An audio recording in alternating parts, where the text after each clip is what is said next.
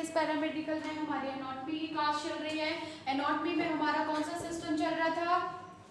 कौन सा सिस्टम चल रहा था? Integumentary system. कौन सा सिस्टम चल रहा था? Integumentary system. इंटेग्यूमेंट्री सिस्टम के अंतर्गत हमने क्या पढ़ा था? स्किन का अध्ययन किया था। किसका अध्ययन किया था? स्किन का अध्ययन किया था। अब स्किन के बारे में हमने देख ली, स्किन की संरचना देख ली, हमने स्किन के अंग देख लिए कि आखिर त्वचा में कौन कौन से अंग पाए जाते हैं। अब हमको देखना है फंक्शन ऑफ द स्किन। आखिर त्वचा का क्या कार्य होता है हमारी ह्यूमन बॉडी के लिए? आखिर स्किन है, त्वचा है हमारे शरीर में, पर ये त्वचा क्या काम करती है शरीर में, ठीक है, इसके बारे में अध्ययन करना है हमको। तो हमको क्या देखना पड़ेगा? ह्यूमन बॉडी में स्किन के फंक्शन। क्या देखना पड़ेगा? ह्यूमन बॉडी में स्किन का फंक्शन। तो फर्स्ट फंक्शन क्या आता है? प्रोटेक्शन, यानी प्रोटेक्टिव या प्रोटेक्शन का काम करती है। स्किन क्या करती है? प्रोटेक्टिव का काम करती है, प्रोटेक्शन का काम करती है। जो स्किन होती है ये क्या होती है? हमारे शरीर की बाह्य त्वचा होती है या बाह्य आवरण होता है, या क्या बोल सकते हैं एक्सटर्नल सरफेस होता है, ठीक है। ये क्या करता है? हमारी बॉडी को प्रोटेक्ट करके रखता है। क्या करता है? ये हमारी बॉडी को प्रोटेक्ट करके रखता है और रक्षा करता है, ठीक है। स्किन क्या करती है? रक्षा करती है। और किसकी किसकी रक्षा करती है? ये हमारे शरीर में कोमल अंग, जितने भी ऑर्गन्स होते हैं, सॉफ्ट ऑर्गन्स, उनकी रक्षा करती है। हमारे शरीर में जितनी भी मसल्स होती हैं उनका रक्षा करती है। ब्लड वेसल्स, स्किन के अंदर जो भी पार्ट्स है, ठीक है, कहने का मतलब स्किन के अंदर जो भी पार्ट्स है उनकी रक्षा सबसे पहले कौन करता है? स्किन करती है, ठीक है। फिर ये क्या करती है? हमारे शरीर को चोट से बचाती है। बाहरी कोई चोट अगर हमको लगती है तो सबसे पहले चोट किस में लगती है? स्किन में। उसके बाद इंटरनल ऑर्गन में लगती है। तो सबसे पहले प्रोटेक्ट कौन करती है हमको? स्किन प्रोटेक्शन का काम करती है या चोट से बचाती है, ठीक है। और ये जो सूक्ष्म बैक्टीरिया वायरस होते हैं, स्किन दूसरा काम क्या करती है? जो बैक्टीरिया वायरस होते हैं हमारी बॉडी में, उनको बॉडी के अंदर जाने से रोकती है, ठीक है। हमारे शरीर में बहुत सारे बैक्टीरिया वायरस होते हैं, सूक्ष्म, ठीक है। तो उनको जो स्किन होती है शरीर में अंदर जाने से रोकती है, ठीक है। फिर जो हमारी स्किन है वो किसकी तरह काम करती है? वो वाटर प्रूफ होती है। कैसी होती है? Water proof. वाटर प्रूफ का मतलब क्या होता है? ना तो वो अंदर के तरल पदार्थ को बाहर आने देगा, ना ही बाहर के तरल पदार्थ को अंदर जाने देगा। समझ में आया? वाटर प्रूफ कैसे काम करती है? हमारे शरीर में पानी का यूज हम हमेशा करते रहते हैं। क्या पानी शरीर के अंदर जाता है? नहीं जाता ना। तो क्या करती है ये? Water proof. हमारी कोशिकाओं में बहुत सारा तरल पदार्थ होता है। कल भी बताया था साइटोप्लाज्मा में क्या पाया जाता है? साइटोप्लाज्मा में क्या पाया जाता है? सेल्स ऑर्गन्स पाया जाता है। कोशिका द्रव भरा हुआ होता है, ठीक है। तो हमारे शरीर की कोशिकाओं में या ऊतक में क्या भरा होता है? द्रव भरा होता है। तो स्किन क्या करती है? उस द्रव को बाहर आने से रोकती है, ठीक है। तो किसका काम करती है ये? वाटर प्रूफ लेयर का काम करती है। मतलब ये ना तो बाहर के किसी पदार्थ को अंदर जाने देती है, ना ही अंदर के किसी पदार्थ को बाहर आने देती है, ठीक है। और ये हमारे शरीर की रक्षा करती है। तो प्रोटेक्शन समझ में आ गया ना? नॉर्मल प्रोटेक्शन है, हमको मालूम है हमारे शरीर की सबसे बाहरी त्वचा स्किन क्या है? सबसे बाहरी आवरण क्या है? स्किन है। तो वो हमको क्या करेगा? रक्षा या सुरक्षा प्रदान तो करेगा, ठीक है। सुरक्षा प्रदान करने के लिए हमने पहला देख लिया वाटर प्रूफ है, मतलब किसी भी बाह्य जीवाणु, बैक्टीरिया, वायरस, जल या अंदर के तरल पदार्थ को बाहर नहीं निकलने देता है, ठीक है। फिर उसके बाद हमने क्या देख लिया? कोई चोट लगती है तो सबसे पहले कहाँ लगती है?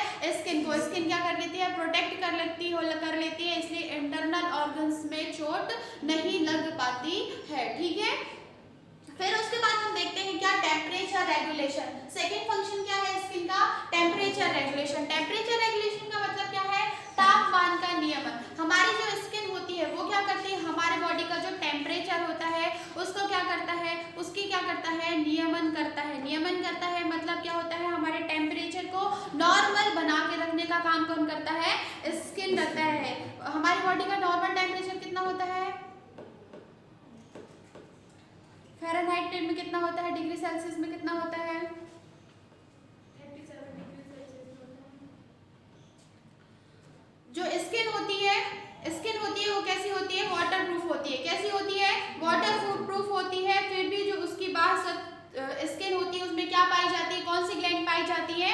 स्वेट ग्लैंड पाई जाती है। स्वेट ग्लैंड का मतलब समझते हैं ना? स्वेद ग्रंथियां। स्वेद ग्रंथियां क्या कहलाती है? जो पसीने की ग्रंथियां होती हैं, ठीक है, जिससे पसीना निकलता है उसे हम क्या बोलते हैं? स्वेद ग्रंथियां। इंग्लिश में बोलते हैं स्वेट ग्लैंड। क्या बोलते हैं?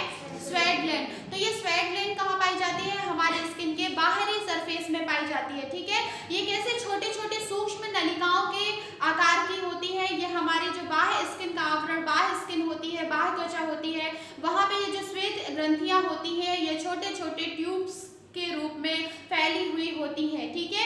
अब ये क्या करती हैं? ये जो श्वेत ग्रंथियां क्या करती हैं? ये कौन से पदार्थ को? वेस्ट प्रोडक्ट को, ठीक है, बाहर निकालती रहती हैं। सूक्ष्म नलियां क्या करती हैं? इनमें, इन सूक्ष्म नलियों में छोटे छोटे क्या पाए जाते हैं? छिद्र पाए जाते हैं, पोर्स पाए जाते हैं। ये पोर्स क्या करते हैं? किसको उत्सर्जित करता है? ये पसीने को उत्सर्जित करता रहता है। तो समझ में आया कि कैसे टेम्परेचर रेगुलेशन करता है? हमारे शरीर के जो स्किन का बाह्य आवरण होता है, बाह्य त्वचा होती है, वहां पे कौन सी ग्रंथियां पाई जाती हैं? स्वेट ग्लैंड पाई जाती है। स्वेट ग्लैंड्स किस रूप में होती है? छोटे छोटे नलिकाओं के रूप में होती है, ठीक है। उन नलिकाओं में क्या पाए जाते हैं? छोटे छोटे पोर्स पाए जाते हैं, छोटे छोटे छिद्र पाए जाते हैं। उन छिद्रों के माध्यम से क्या उत्सर्जित होता है? पसीना उत्सर्जित होता है, ठीक है। और क्या पसीना उत्सर्जित होता है तो क्या पूरे टाइम हमारे स्किन में पसीना बना रहता है? नहीं ना। क्या होता रहता है? वो वाष्पीकरण होता रहता है। क्या होता रहता है? पसीने का वाष्पीकरण होता रहता है, ठीक है, जिससे शरीर में क्या बना रहता है? शीतल प्रभाव बना होता है। क्या बना रहता है? शीतल प्रभाव बना होता है। अब ठंडी के मौसम में क्या होता है?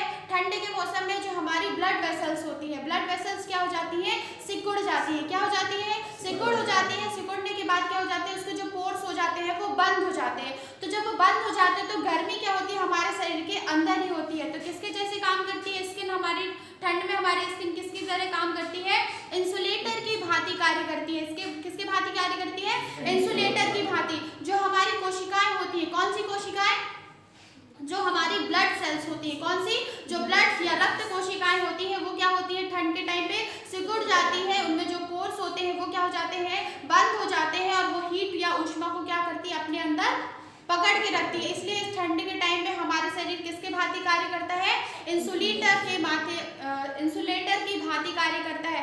अगर नॉर्मल ठंड का टेम्परेचर कितना? 70 डिग्री सेल्सियस भी चला जाता है, 8 डिग्री सेल्सियस भी चला जाता है, 6 डिग्री सेल्सियस। तो क्या जब इतनी ज्यादा ठंड पड़ती है तो क्या हमारा शरीर भी इतना डिग्री सेल्सियस हो जाता है?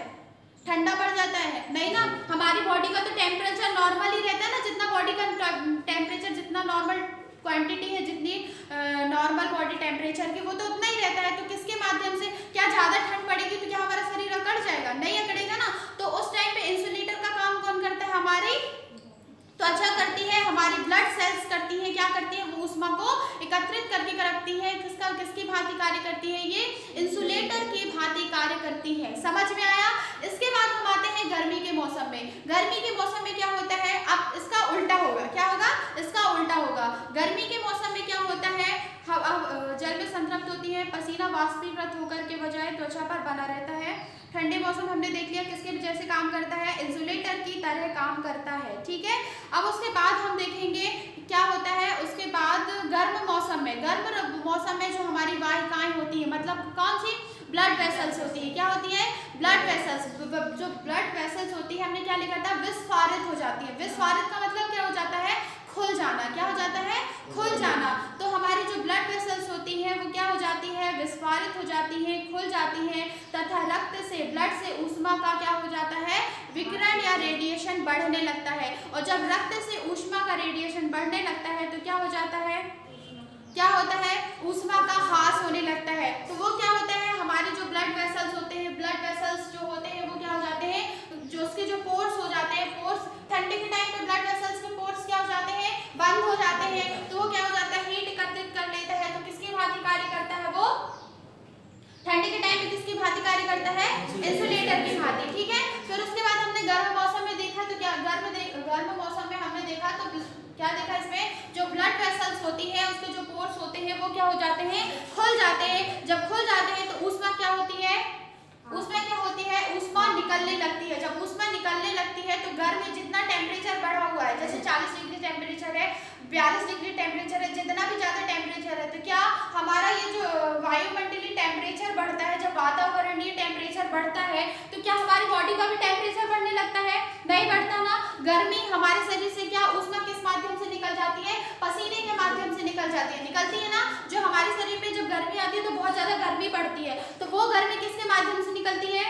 पसीने के माध्यम से, ठीक है। तो क्या होता है, हमारे जो ब्लड वेसल्स के पोर्स होते हैं वो खुल जाते हैं और उससे क्या होने लगता है, ऊष्मा निकलने लगती है और हमारी बॉडी का टेम्परेचर क्या हो जाता है, नॉर्मल बना रहता है, ठीक है। तो समझ में आ गया। ठंडे के टाइम में होता है ब्लड वेसल्स के जो पोर्स होते हैं वो बंद हो जाते हैं और क्या करते हैं, टेम्परेचर को क्या कर देते हैं, क्या करते हैं, ठंडे के टाइम में जब पोर्स बंद हो, ब्लड वेसल्स के पोर्स बंद हो जाते हैं तो हीट को क्या करते हैं, स्टोर या हीट को बाहर नहीं निकलने देते, तो क्या होता है, बॉडी का टेम्परेचर नॉर्मल रहता है। और गर्मी के टाइम पे क्या हो जाता है, वो पोर्स खुल जाते हैं और ऊष्मा क्या होने लगती है, विकिरण होने लगती है या उत्सर्जित होने लगती है, तो बॉडी का टेम्परेचर क्या होता है, नॉर्मल होता है। तो स्किन का फर्स्ट हमने क्या काम देखा, प्रोटेक्ट करके रखती है। सेकंड हमने क्या देखा, टेम्परेचर रेगुलेशन। थर्ड हम क्या देखेंगे, उत्सर्जन, ठीक है। तो उत्सर्जन कहाँ होता है, हमारी स्किन में ही उत्सर्जन होता है। अब उत्सर्जन कहाँ से होगा, आपने भी देखा होगा आपकी बॉडी में, स्किन में कहाँ से उत्सर्जन होता है, पसीने के रूप में। किसके रूप में, पसीने के रूप में। अब पसीना किस ग्रंथि से निकलता है, स्वेट ग्लैंड से। किससे निकलता है, स्वेट ग्लैंड से। तो जो त्वचा होती है, त्वचा में क्या पाई जाती है, स्वेट ग्लैंड पाई जाती है। उस स्वेट ग्लैंड से क्या निकलता है, उत्सर्जित होता है, पसीना निकलता है। उस पसीने के साथ हमारे शरीर का क्या निकलता है, वेस्ट प्रोडक्ट क्या निकलता है, क्या निकलता है, वेस्ट प्रोडक्ट निकलता है, ठीक है। वो वेस्ट प्रोडक्ट मतलब क्या कहला जाता है, यूरिया आदि। क्या कहलाता है, यूरिया आदि। यूरिया आदि कुछ मात्रा में उत्सर्जित होता रहता है। कुछ मात्रा में यूरिया किसके माध्यम से उत्सर्जित होता है, यूरिन के माध्यम से, ठीक है। और कुछ मात्रा में वेस्ट प्रोडक्ट किसके माध्यम से निकलता है, पसीने के माध्यम से ना। तो उत्सर्जन में हम देखेंगे, देखो जो यूरिनरी सिस्टम होता है उसको भी हम हिंदी में क्या बोलते हैं, उत्सर्जन तंत्र। क्या बोलते हैं, उत्सर्जन तंत्र। उसमें भी क्या होता है, वेस्ट प्रोडक्ट, हमारी बॉडी का वेस्ट प्रोडक्ट क्या होता है, उत्सर्जित होता है। पर अभी हम किसका कार्य देख रहे हैं, त्वचा का। तो त्वचा से क्या उत्सर्जित होता है, पसीना, ठीक है। तो हमको अभी यहाँ पे केवल किसका अध्ययन करना है, पसीने का, ठीक है। तो पसीना क्या होता है, हमारी त्वचा से उत्सर्जित होता रहता है। त्वचा की जो बाहर लेयर होती है उसमें क्या पाई जाती है, स्वेट ग्लैंड पाई जाती है। उस स्वेट ग्लैंड के माध्यम से क्या होता है, पसीना उत्सर्जित होता है और पसीने में कुछ वेस्ट प्रोडक्ट निकलते हैं, जिससे जैसे क्या हो गया, यूरिया आदि उत्सर्जित होता रहता है, ठीक है। त्वचा हर घंटे की दर से लगभग 1 ग्राम व्यर्थ नाइट्रोजन को भी निकलती है। मतलब एक घंटे में क्या होता रहता है, 1 ग्राम नाइट्रोजन भी किसके, पसीने के माध्यम से निकलता रहता है। तो जब वेस्ट प्रोडक्ट निकलता रहता है तो हमारी जो बॉडी है उसमें हर चीज का मतलब एसिड बेस सबका क्या होता है, सबकी क्वांटिटी नॉर्मल बनी रहती है, ठीक है। समझ में आया, इसमें किसी को कोई डाउट, इसमें किसी को कोई डाउट। फिर उसके बाद हम देखते हैं जनरल सेंसेशन। अब जनरल सेंसेशन से ही मतलब समझ में आ रहा है, सेंसेशन मतलब क्या होता है, सेंसेशन का मतलब क्या होता है, किसी भी चीज का प्रभाव महसूस करना, है ना। हमको महसूस होना चाहिए। सेंसेशन मतलब होता है महसूस करना। क्या कहलाता है, महसूस करना। तो त्वचा, स्किन के माध्यम से ही हम किसी चीज को महसूस कर पाते हैं ना।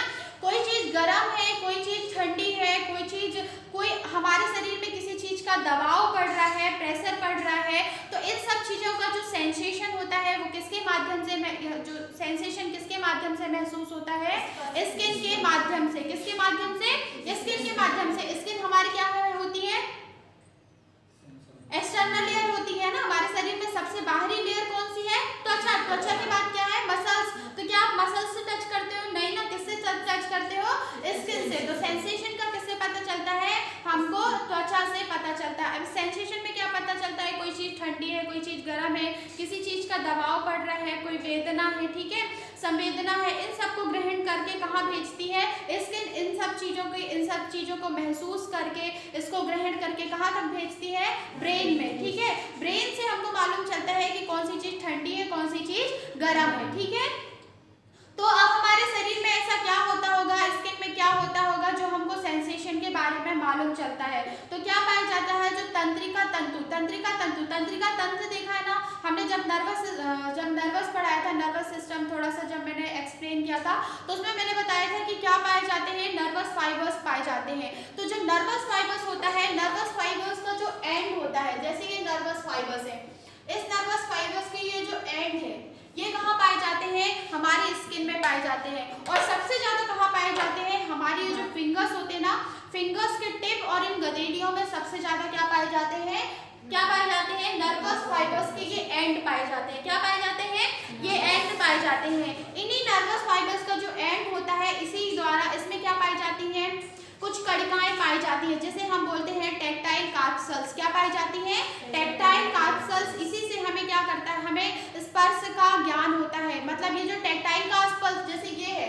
ये क्या है, ये क्या हो गए, नर्वस फाइबर्स। नर्वस फाइबर्स के एंडिंग में क्या पाया जाता है, टैक्टाइल कार्पल्स पाया जाता है। ठीक है, अब ये जो टैक्टाइल कार्पल्स होते हैं ये सबसे ज्यादा कहाँ पाए जाते हैं, हमारे हाथों की फिंगर्स में और गदेलियों में ये अधिक मात्रा में पाए जाते हैं। ठीक है, अब ये हमारे हाथों में है, इनका कनेक्शन कहाँ से है, ब्रेन से। ठीक है, हमने टच किया, हमने किसी चीज को टच किया, जैसे मैंने इस चीज को टच किया, अब मुझे कैसे मालूम होगा, तो मेरी फिंगर्स में क्या है, टैक्टाइल कार्पल्स है। मैंने जैसे ही टच किया तो टैक्टाइल कार्पल्स के माध्यम से सूचना कहाँ पहुंचेगी, ब्रेन में। तब मुझे मालूम चलेगा कि ये हार्ड है, ठीक है, ये कि ऐसे ही नॉर्मल है, ठंडा है, गर्म है।